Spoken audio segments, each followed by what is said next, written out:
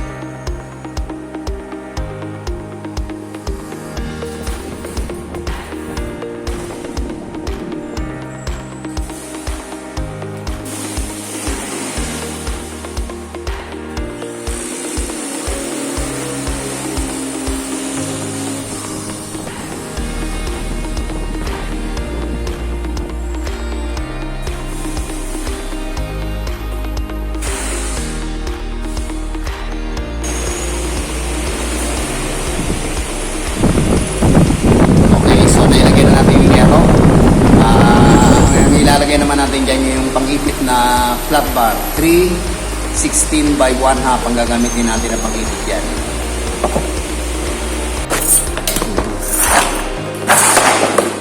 Okay, so magkakabit na tayo ngayon ng ating pang-ipit o iipitin na natin tong yero. So ito ang ating gagamiting materyales, 3/16 by 1/2. Puposition natin yan dyan. Ganon din tong mga ito, hindi pa tayo nakakabit. Iipitin natin yung yero.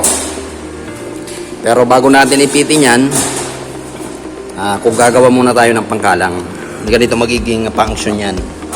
Lalagay natin yan dyan, tapos iipitin ng ating ng ating yan, yung ating fork. Okay, so tignan nyo kung paano ko ito ginagawa.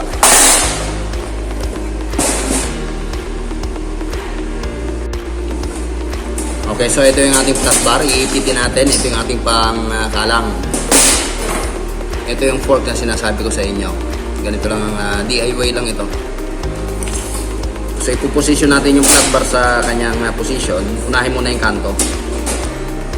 Kung nasiguro na natin na tama na yung alignment dito at sa kabilang dulo, pwede na natin ikabit yan.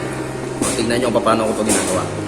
Papatong natin itong kahoy dito. Kaya kahoy ang ginamit ko para maganda lapat. Tapos, saka natin ipitin yan ng ating pork. Ayan. Mas may pwersa kasi kapag ka-pork ang gamit. Mahirap itong pwersahin ng kamay-kamay lang o tukod lang. Kaya pwedeng pag ganito ang ipit, ganyan. Or pag ganito. Nasa sa inyo kung saan nyo gustong ipitin ang ating materyales.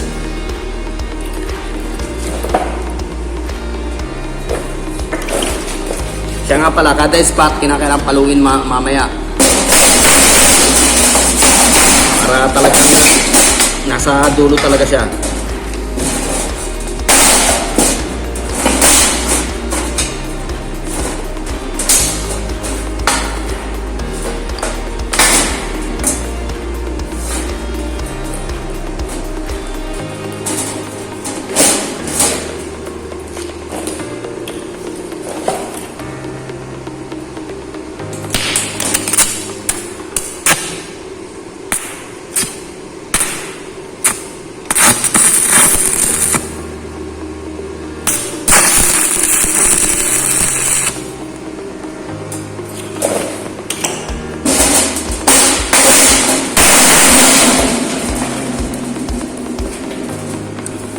Nalayo ko na ng konti, baka madali yung aking camera.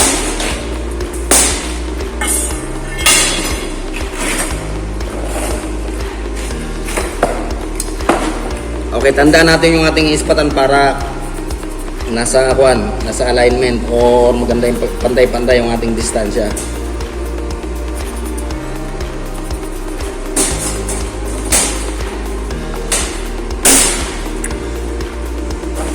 Pagka-ispat sa dulo, yung gitna naman muna i-welding ninyo.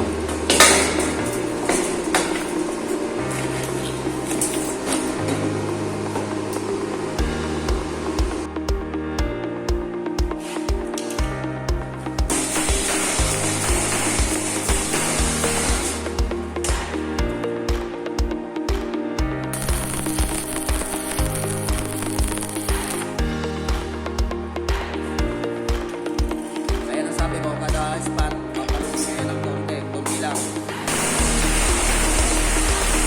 Kasi titigwas yung ating laptop. Hindi natin papaluin yan.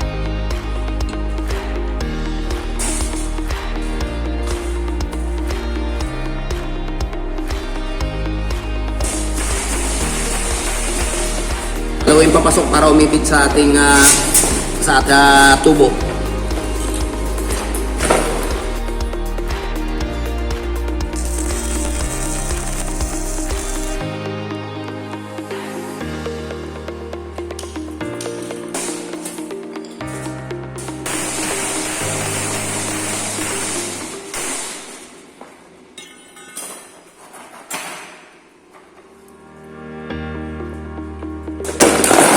Okay, may spot na yung dulo, tsaka kabilang dulo, tapos may gitna. Then pwede na tayo mag-spot sa mga gitna nito.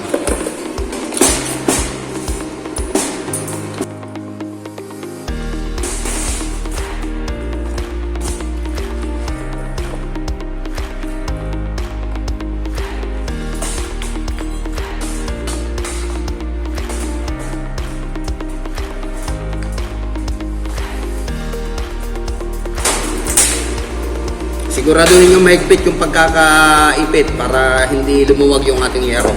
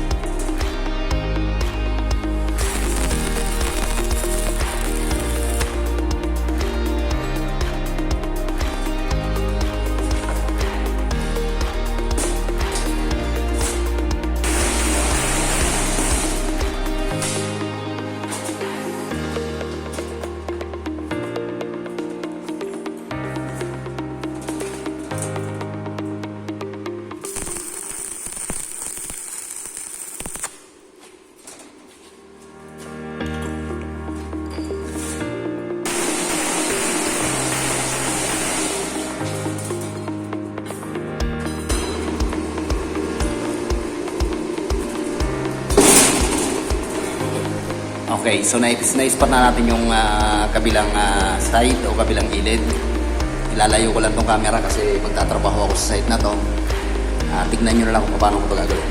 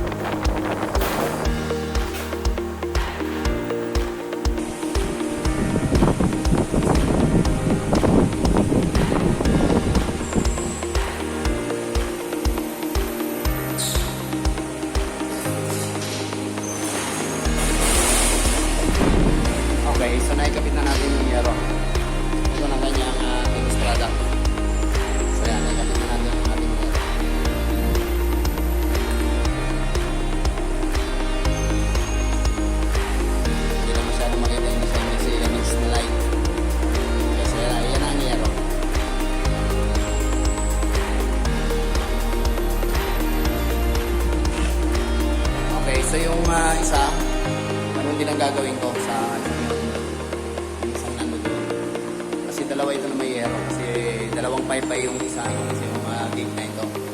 Okay, so maraming salamat sa pagsama. Sana may nakuha kayong idea sa paggawa ng ganitong klaseng mga gate at sa pagkakabit ng ganitong klaseng mga yero. Okay, kung napansin niyo, hindi masyadong sunod-sunod ng pag-welding ko. Una muna sa dulo, dulo-dulo, gitna. Then, puro gitna-gitna na. Para maiwasan yung tinatawag na distortion o pagka-bengkong. Okay, so yan ang ating pinistratak na isang paypay. Yung isa, hindi ko na ipapakita kasi parehas lang naman ang gagawin. Okay, so hanggang dito lamang muna ulit. Maraming salamat sa pagsama. Abangan nyo pa yung susunod na gagawin ko rin.